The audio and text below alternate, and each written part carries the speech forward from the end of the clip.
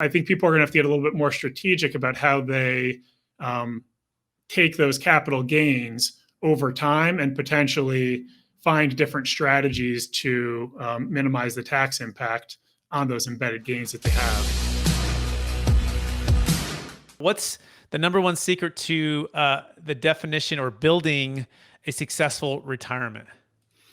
I would say the first setting up what your specific objective is. I think when a lot of people approach a financial advisor, a lot of times they're just thinking, I want the best investment return possible.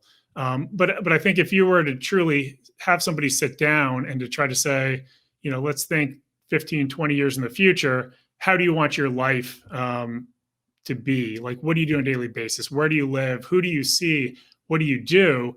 Nobody's going to be talking about the balance of their investment account. So I think helping people reframe their focus and kind of figuring out how to get from today to that point that they envision in the future with some intention, I think that is kind of step one, kind of reframing the conversation away from short-term returns to what they want in the future. Yeah, that makes perfect sense, right? Setting clear, specific objectives, like how do you want your life to be? Who do you see, where do you see you being?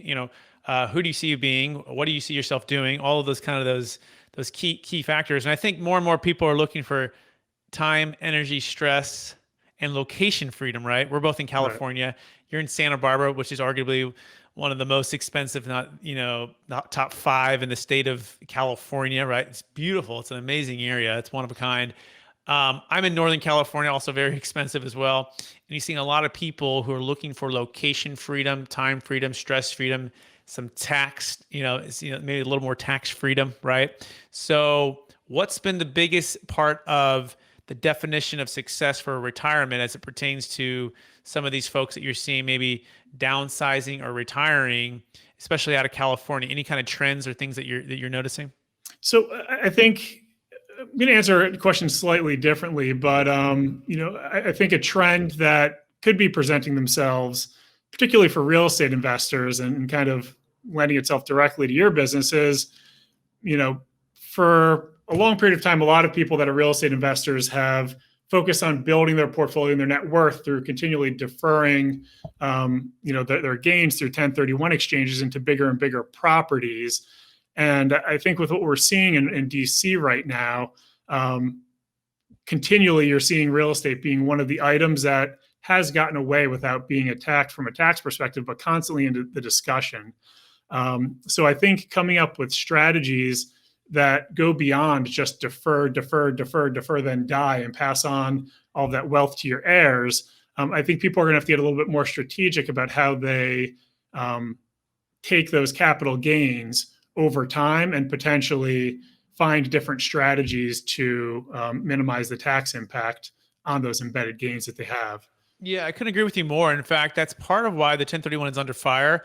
I have heard that they have taken it appears they have taken it off of the chopping block. It's not finalized, but it was, there's a lot of talk about taking it away. But part of the challenge that I think the government sees with the 1031 exchange is exactly what you said. A lot of people, trade, defer, and then dying at a stepped-up basis. And the IRS, in some respects, feels they're not getting their tax, right? What's owed to them. And this opposite is when 2008 crash hit, right? We're going to tail this into the mortgage crisis, right? There was a lot of people, especially even in Sacramento. I was at Marcus and Millichap having people buy and sell multifamily properties. And one in particular deal, the gentleman is in 2006-07. We told him, hey, we think something's going to change. We think it's a great time for you to get out of debt, to sell, to diversify. And he didn't do it. And he literally $50 million worth of apartment complexes. He lost everything. He went bankrupt. And part of that was because he was 1031 exchanging and overpaying and chasing, and the music kind of stopped. And you look at that, and the government doesn't win, right? Because the thing goes to zero.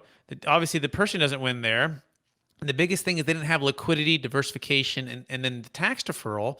And that's part of what we provide here at Capital Gains Tax Solutions as an alternative to 1031 exchange. And we just helped another client for an 18-unit apartment complex sell. And it wasn't, for him, it was tax deferral, but it was also time and energy. Like he goes, Brett, I have $40 million worth of real estate, And he goes, most of them are free and clear, very low basis. I just have so much stuff that I'm dealing with the government and changing the laws and rent control and managing the managers. And it just never stops. He goes, if I can just sell, and he put it all into the stock market, and like, you guys just report and give me the income, and let's put it in a diversified liquid portfolio. He goes, to him, that was transformation, right? Now, does he have 95% of or 96% of his wealth in real estate still? Yeah. So he's not like he's walking away from all of it. But for that one property that was a super painful one, he moved it, right? And now he's probably going to move other ones along the way as well.